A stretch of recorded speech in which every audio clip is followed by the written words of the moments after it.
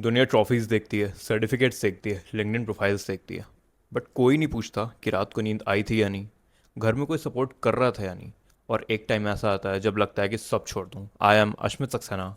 And I am Aishna Gupta और ये है the the journey journey show. Show. यहाँ हम सिर्फ आपसे ये नहीं पूछते कि आपने क्या अचीव किया, बल्कि यहाँ हम आपसे ये भी पूछते हैं कि आपने क्या सरवाइव किया। तो आओ फिर पीछे से स्टार्ट करते हैं, जहाँ से कोई नहीं दिखाता, जहाँ से असली जर्नी स्टार्ट होती है। The journey show. No filter, no fluff, no fake, क्योंकि यहाँ आपको मिलेगा सिर्फ रियल, रॉ और सिर्फ जर्नी।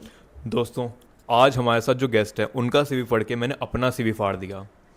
20 साल का teaching experience, 60+ international book chapters, design patents, IEEE senior member, cyber security से क्वांटम कंप्यूटिंग तक एक एक चीज़। ये एक इंजीनियर है या पूरे के पूरे डिपार्टमेंट? हज़ारों स्टूडेंट्स के मेंटर जो आज भी जब क्लासरूम में जाते हैं तो उनकी एनर्जी उतनी होती है जितनी एक फ्रेशर की अपनी फर्स्ट अटेंडेंस पे। So please welcome doctor Pawan Kumar Goyal sir. And sir, honestly आज मुझे ऐसा फील हो रहा है जैसे हमारे रोल्स एक्सचेंज हो गए हैं एंड हम आज आपका वाइवा लेने आए हैं। So, sir, let's start with the introduction. Myself, Dr. Pawan Goyal. I am currently working as an associate professor in the Department of Computer Science Engineering, Rajkumar Goyal Institute of Technology, Ghaziabad. I am pursuing my currently I am pursuing my postdoc from Taiwan University, and I have already done my PhD in Computer Science Engineering from Rajasthan University, and I am also completed my MTech and BTech in Computer Science Engineering. Sir, अभी तो सच में लग रहा है interview ले रहे हैं हम आपका। ओके, सो सर, आपने अपनी जो बीटेक थी वो स्टार्ट कौन से ईयर में करी थी? बेसिकली जो मेरी बीटेक थी वो मैंने 2001 में स्टार्ट की थी, और कंप्लीशन जो हुआ था 2005 में हुआ था। और doctor APJ Abdul Kalam technical university जो है हमारी, पहले इसका नाम यूपी टेक्निकल यूनिवर्सिटी था, तो मैंने उसी से अपनी बीटेक कंप्लीट की थी। तो आपने कंप्यूटर साइंस में बीटेक करी? मैंने बेसिकली इंफॉर्मेशन टेक्नोलॉजी में अपनी बीटेक किया है। जी जी।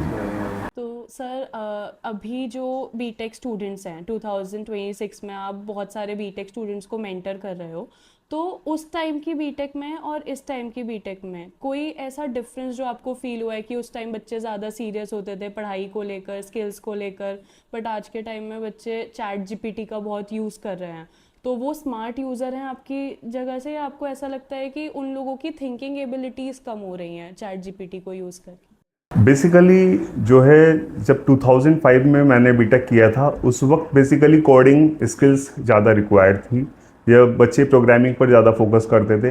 लेकिन आज की डेट में जैसे AI आ गया है मार्केट में, तो AI के साथ साथ में उनको जो रियल वर्ल्ड प्रॉब्लम्स हैं उसका सॉल्यूशन वो उसकी हेल्प से इजीली कर सकते हैं, क्योंकि AI से वो काफ़ी कुछ गैदर कर सकते हैं इंफॉर्मेशन।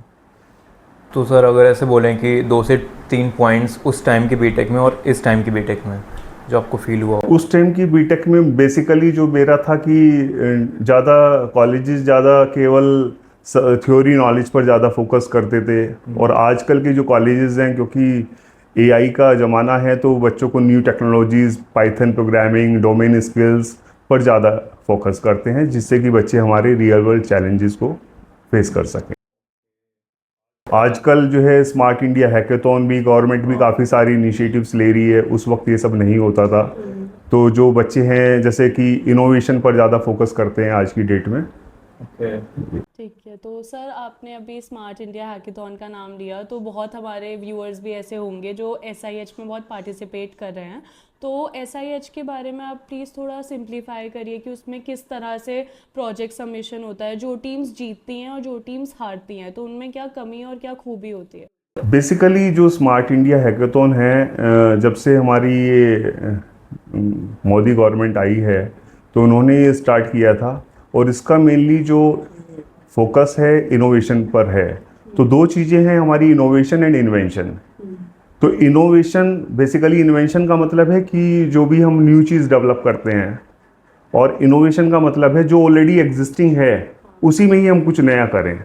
तो बेसिकली जो SIH है, जो भी प्रॉब्लम स्टेटमेंट्स हमारे गवर्नमेंट देती है हमें, तो उसमें दो तरह के प्रोजेक्ट्स, एक बच्चे हमारे कुछ विनिंग रहते हैं, कुछ लॉस करते हैं, तो उसका विनिंग का मेन यही है कि वो प्रॉब्लम स्टेटमेंट को अच्छे से समझें और उसको प्रॉब्लम स्टेटमेंट को समझने के बाद में उसको प्रैक्टिकली इम्प्लीमेंट करें।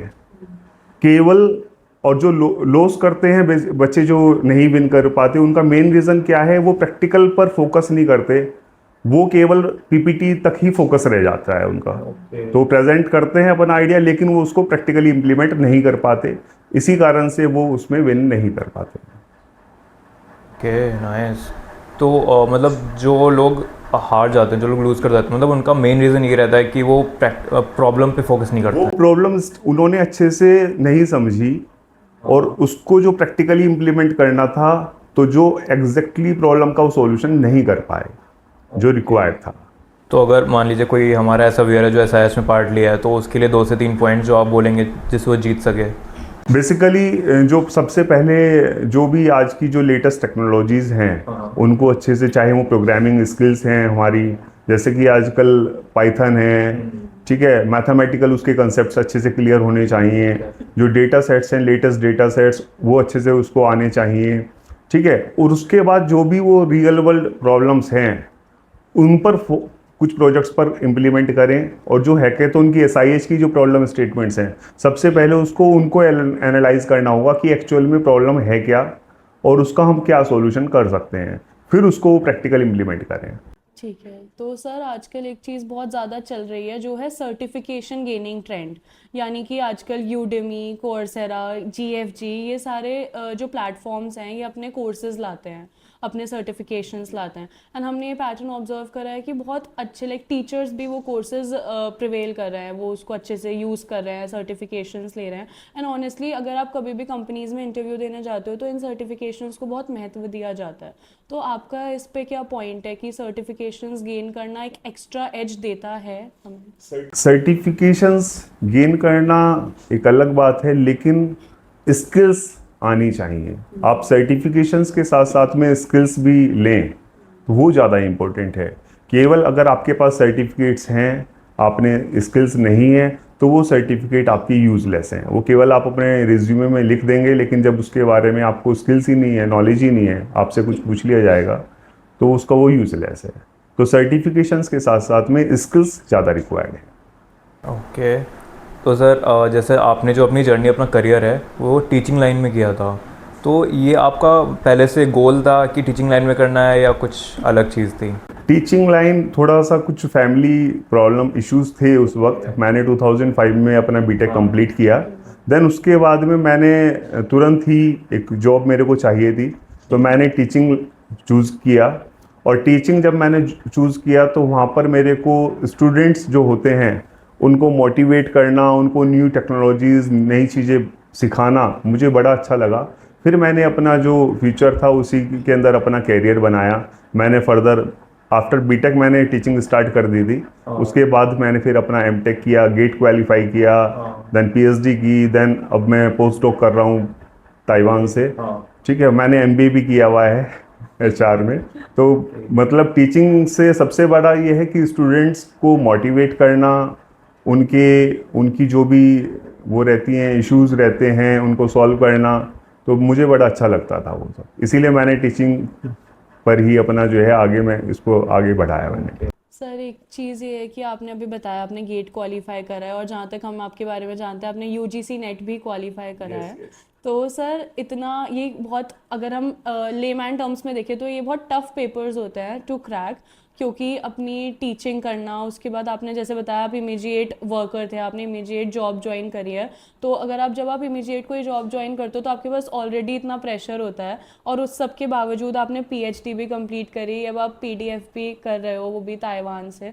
सो इतनी मोटिवेशन और इतनी हिम्मत आपके अंदर कहाँ से है? बेसिकली जो है सेल्फ जो है थोड़ा सा मेरे अंदर आया। सबसे पहले जैसे मैंने गेट क्वालिफाई किया, तो गेट के लिए मैंने, ऐसा नहीं है कि मेरा एकदम से गेट क्वालिफाई हो गया, मेरा 2-3 अटेम्प्ट्स के बाद गेट क्वालिफाई किया है मैंने। 2005 में बीटेक किया था तब भी मैंने गेट दिया।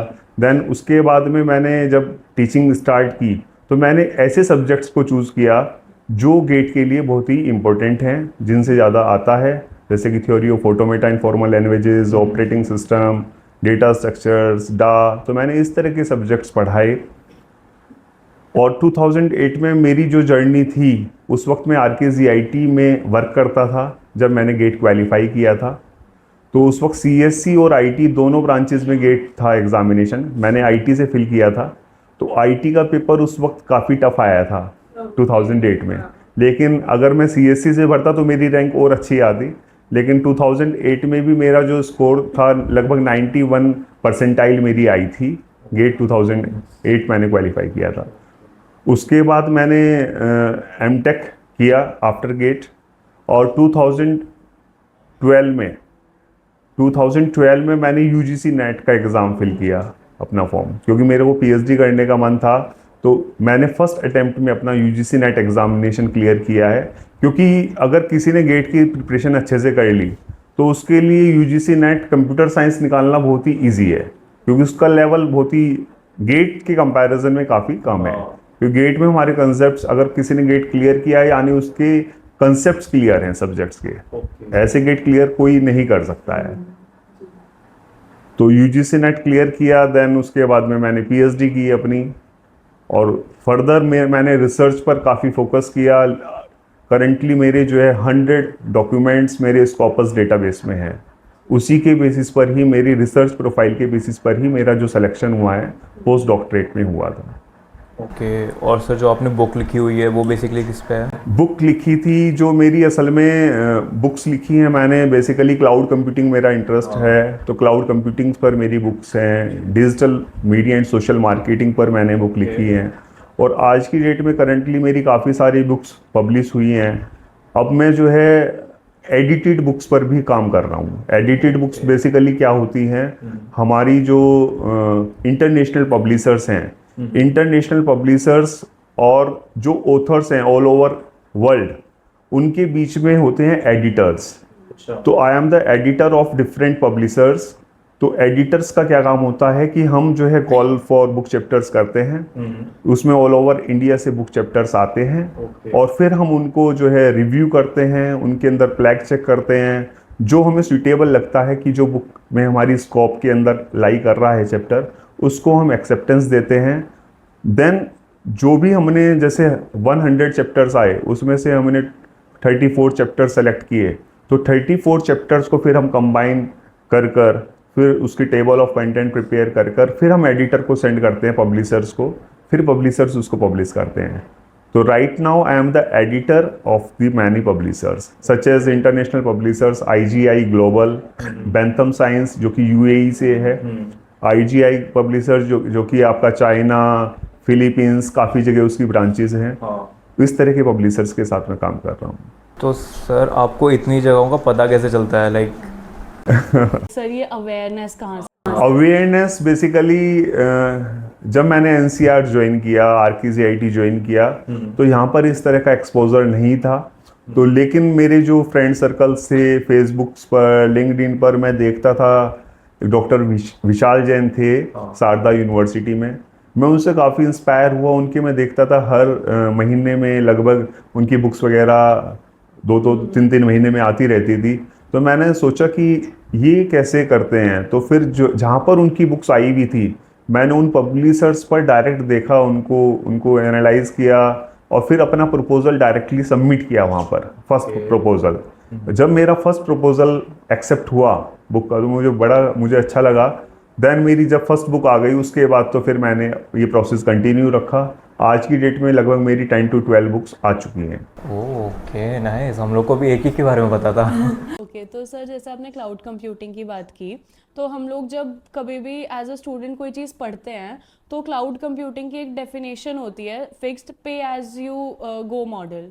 सो क्लाउड कंप्यूटिंग सिर्फ उतना ही है, या वो अगर आप कोई सिंपल टर्म्स में बताना चाहो कि बेसिकली क्लाउड कंप्यूटिंग जनरली जो हम थ्योरी में पढ़ते हैं कि जैसे पे पर यूज़ मॉडल है, कि हमें अगर कोई भी अपना इंफ्रास्ट्रक्चर, हम जैसे कोई भी कंपनी स्टार्ट करते हैं तो हमें बहुत कुछ इंफ्रास्ट्रक्चर खरीदना पड़ता है, कंप्यूटर्स हैं, सर्वर्स हैं। तो क्लाउड में बेसिकली हम अपना सारा डेटा, आप एक ऑफिस से भी अपनी कंपनी स्टार्ट कर सकते हैं, आप अपना सारा डेटा अपने क्लाउड पर रख सकते हैं। तो बहुत सारे ऐसे इसके कंपनीज़ हैं जो कि क्लाउड सर्विसेज प्रोवाइड करती हैं, जैसे AWS आपने सुना होगा, अमेजोन वेब सर्विसेज है।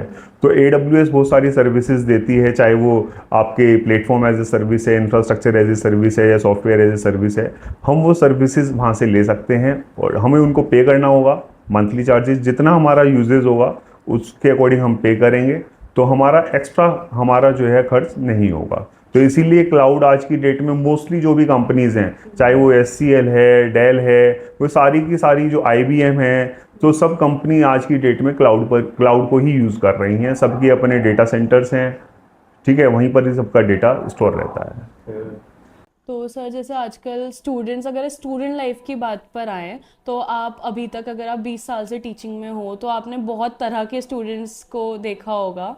तो बहुत बार ऐसा भी होगा कि स्टूडेंट्स निराश हो जाते हैं जब वो अपना सेमेस्टर एग्ज़ाम देने जाते हैं। तो आप कॉपीज़ चेक करते होंगे तो खाली कॉपीज़ भी आती होंगी, या बहुत कम लिखा होता था ऐसी कॉपीज़ भी आती होंगी। तो उन स्टूडेंट्स को आप क्या मैसेज देना चाहते हैं जो सेमेस्टर एग्ज़ाम्स में नहीं लिख पाते हैं, जो शीट नहीं भर पाते हैं? बेसिकली स्टूडेंट्स को मैं यही मैसेज देना चाहूँगा, क्योंकि बहुत सारी उम्मीदें उनके पेरेंट्स को रहती हैं जब वो उनका एडमिशन्स कराते हैं, चाहे वो कोई भी कोर्स हो। तो स्टूडेंट्स जनरली अपना जो एम है, ऑब्जेक्टिव जो उनका था, अगर उनका कोई ऑब्जेक्टिव कोई कंपनी है कि हमें उस कंपनी में हाईएस्ट पैकेज लेना है, तो उसके साथ साथ वो अपने ऑब्जेक्टिव से कहीं ना कहीं भटक जाते हैं। वो कॉलेज लाइफ में आते हैं, हॉस्टल्स में या आउट लोकेलाइट कहीं पर रूम लेकर रहते हैं, तो वो अपनी पढ़ाई पर उतना फोकस नहीं कर पाते जितना कि उनको करना चाहिए।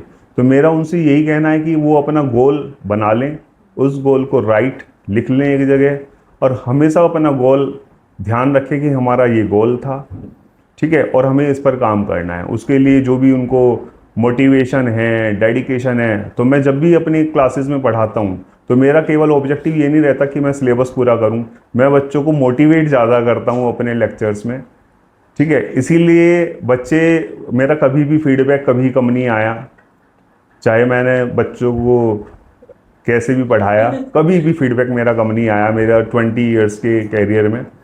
और बच्चों को फिर जब उनको लगता है कि टीचर के साथ साथ में एक पेरेंट्स की तरह हमें टीचर गाइड कर रहे हैं, हमारा जो सही है वो हमें गाइड कर रहे हैं कि हमारे लिए क्या सही है, तो वो पढ़ते भी हैं, ठीक है। तो इसके लिए मैं यही कहना चाहूँगा। ऑल्सो सर, जैसे जब आप बीटेक कर रहे थे तो मतलब ऐसा र्यूमर है, ऐसे कहा जाता है कि पिछले टाइम पे जो टीचर्स थे वो ज़्यादा सीरियस थे और इस टाइम पे जो टीचर्स हैं वो कम सीरियस हैं, तो ऐसा सच में है?